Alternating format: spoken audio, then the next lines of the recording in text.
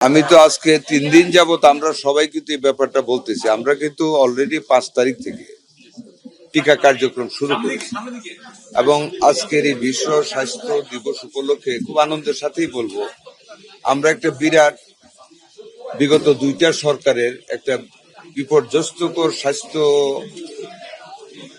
কার্যক্রমের ভিতরে থেকে যে ক্রাইসিসটা তারা টিকা সংগ্রহের সৃষ্টি করে গিয়েছে, যাও ছিল তাও দিতে ব্যর্থ হয়েছে 2020-এর পরে, যার কারণে মিজেলসটা মহামারী আকারে দেখা দিয়েছিল।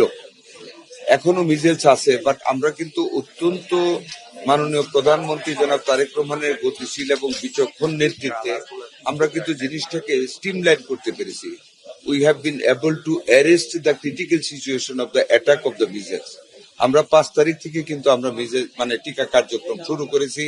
ওয়ার্ল্ড হেলথ অর্গানাইজেশন এবং ইউনিসেফের যৌথ চেষ্টায় তারা যেভাবে আইডেন্টিফাই করেছে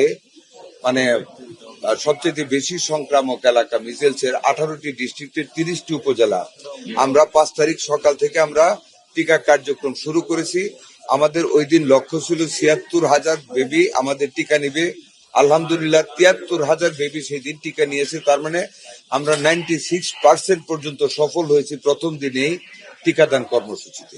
আগামী 12 তারিখ থেকে Dhaka city north, Dhaka city south city corporation, Mymensingh city corporation এবং বরিশাল সিটি কর্পোরেশনে টোটাল আমরা টিকা কার্যক্রম শুরু করতেছি এবং 3রা মে থেকে সারা বাংলাদেশ ব্যাপী এই টিকা কার্যক্রম, বিভিন্ন টিকা কার্যক্রম শুরু হবে এবং অদম্য গতিতে এবং নির্ভেজাল ভাবে কোন রকম বিরতি না দিয়ে আমরা প্রতিদিন আমরা জনগণের পাশে থেকে টিকা কার্যক্রম চালিয়ে যাব, যাতে করে এই ধরনের যেগুলি রিপিট হয়েছে প্যান্ডেমিক গুলি যাতে আমাদেরকে কাবু না করতে পারে।